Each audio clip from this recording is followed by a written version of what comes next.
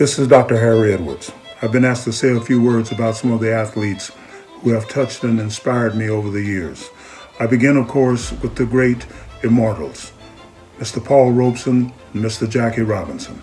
So I would say today that I'm an American who is infinitely prouder to be of African descent, no question about it. And the problem of it is, ladies and gentlemen, is that this same picture of the dogs and of this policeman with his knee in the throat of this lady, it's a picture that's being portrayed throughout the world.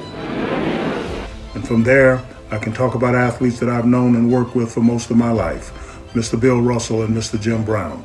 Bill Russell inspired me to focus on basketball rather than football and track and field as an athlete. Do you think that you will get some white kids to play basketball with Negro kids? I think so. I don't see why not. My kids play with white kids, and nobody got hurt yet. Jim Brown said something years ago that impacts me to this day. He said, "I could have done better."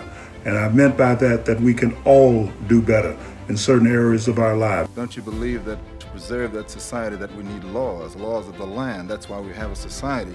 And we cannot make exception to these laws just because a person happens to be black or white. Then there are those athletes that I worked with politically and athletically, Tommie Smith and John Carlos and Lee Evans. There's Kareem Abdul-Jabbar and Mike Warren and Lucius Allen, who I visited at UCLA. There's the great Arthur Ashe, who he and I used to exchange phone calls 2 or 3 times a month about current issues. There's no real prejudice on the Davis Cup team. When I say real, nothing that really applies to me personally, other than just institutionalized segregation or prejudice against all black people in general in the U.S. There's Mr. Kurt Flood, who I had the privilege of talking to on a number of occasions after he had fought a valiant battle for free agency in Major League Baseball. Realistically, this is what we were arguing. Should one person be able to own another person for his entire life? Well, Abraham Lincoln solved that problem for us, didn't he? There's Colin Kaepernick, who was one of my guys at the San Francisco 49ers.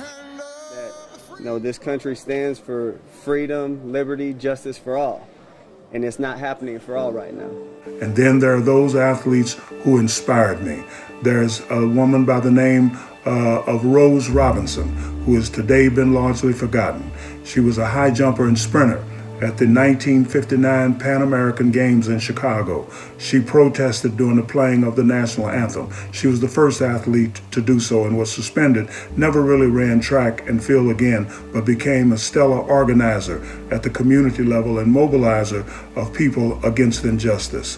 There's Miss Ariyana Smith from Knox College, whose team had a game in Staten, Missouri, about 10 miles from Ferguson, where Mike Brown was murdered. She thought it would be unconscionable to go that close to that city and not make some kind of statement. So during the playing of the national anthem, she walked out on the floor and laid down in front of the flag for 4 minutes and 20 seconds in memorialization of the 4 hours and 20 minutes that the police allowed Mike Brown's body to lie in the street with his blood running in the gutter and prohibited his family from going out and removing him from that tragic situation.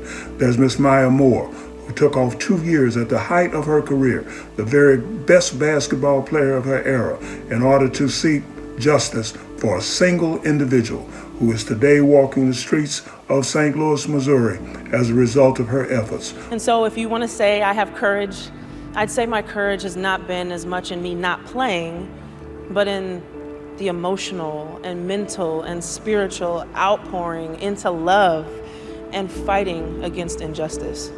And then there's Miss Gwen Berry, a hammer thrower who at every opportunity has changed her sports stage into a protest platform on behalf of the voiceless, speaking out against police violence, injustice, voter suppression, and then there are the women of the WNBA.